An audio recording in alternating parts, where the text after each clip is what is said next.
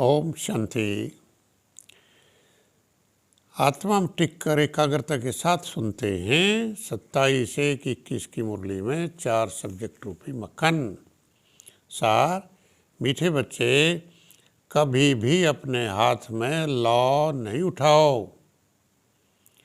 यदि किसी की भूल हो तो बाप को रिपोर्ट करो, खुद एक्शन नहीं लो, बाप सावधानी देंगे।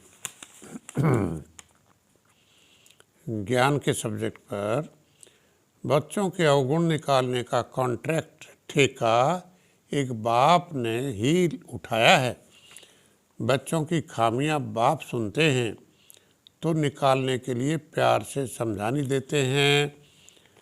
बच्चे बाप के पास आते हैं रिफ्रेश होने, क्योंकि बेहद के बाप से बेहद विश्व की बादशाही लेनी है।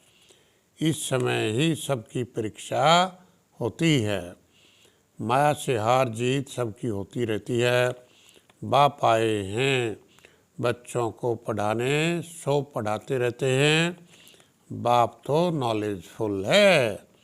बच्चे धीरे धीरे नॉलेज लेते हैं। माया फिर भुला देती, खुशी आने नहीं देती। बाप कहते बच्चे काम चिता पर बैठ काले हो गए, उन्हें गोरा बनाने आता हूँ। बाप दादा साक्षी हो बच्चों की अवस्था देखते हैं।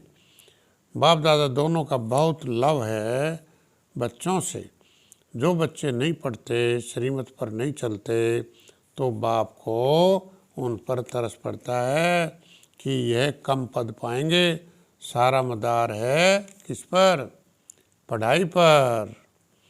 बाबा ने समझाया ये आबू सबसे भारी तीर्थ है। मैं यहाँ ही आकर सारी सृष्टि को 5 तत्वों सहित सबको पवित्र बनाता हूँ, सर्व की सदगति करता हूँ। सो भी अनेक बार किया है। बाप सावधानी देते बच्चे, माया से हारने से की कमाई चट हो जाएगी, पीछे की कमाई भी खत्म हो जाती है। अच्छे गुण गाए जाते हैं, भूलें नहीं गाई जाती। अविनाशी वैद्य तो एक बाप ही है, वह दवाई करेंगे। सब श्रीमत पर सुधर रहे हैं, संपूर्ण तो अंत में बनना है। इस समय सब कौन है? पुरुषार्थी ही हैं। शिक्षा देना बाप का काम, फिर उस पर चले न चले वह हुई उसकी तकदीर। ये पढ़ाई अथवा कमाई की जन्म जन्मांतर के लिए फल मिलता है।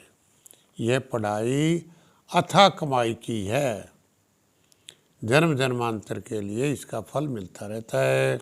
योग के सब्जेक्ट पर बाबा बैज व चित्रों पर समझाते कि बच्चों घड़ी घड़ी इन्हें देखते रहो तो पता पड़े।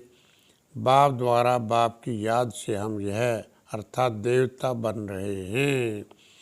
जो जितना स्मृति में रहते, निरंतर बाप को याद करने की कोशिश करते हैं, वह अच्छा पद पा सकते हैं। जितना हो सके बाबा को बहुत प्यार से याद करते रहो। मुख्य है ही याद और दैवी गुणों की धारणा। बाप कहते सिमर सिमर सुख पाओ, कलह क्लेश मिटे सब तन से। याद की यात्रा से खुशी का पारा चढ़ेगा। पढ़ाई में योग भी है। पढ़ते पढ़ते बाप को याद करते, जब मार्क्स पूरी हो जाती तो लड़ाई लगेगी। बाबा क्या कह रहे हैं? पढ़ाई में योग भी है। पढ़ते तो बाबा की याद भी रहती है, तो याद में पढ़ाई करेंगे तो दोनों सब्जेक्ट काउंट होंगे, ज्ञान भी और याद भी। धारणा के सब्जेक्ट पर बाप सबको कहते बच्चों, देही अभिमानी भव। श्रीमत पर चल दैवी गुण धारण करें, तब श्रेष्ठ बनेंगे। दिन प्रतिदिन खुशी का पारा चढ़ा रहना चाहिए। किसी के अवगुण देख निंदा नहीं करनी, अपना मीठापन नहीं छोड़ना है। क्रोध में आकर किसी का सामना नहीं करना। मुरली कभी भी मिस नहीं करनी है। वरदान जब संकल्प और स्वप्न में भी दे अभिमान का मैंपन न हो। अनादि आत्मिक स्वरूप की स्मृति हो। बाबा बाबा का अनहद शब्द निकलता रहे, हर सेंटेंस में हम बाबा शब्द यूज करें, तब कहेंगे धारणा स्वरूप सच्चे ब्राह्मण। मैंपन अर्थात पुराने स्वभाव संस्कार रूपी सृष्टि की।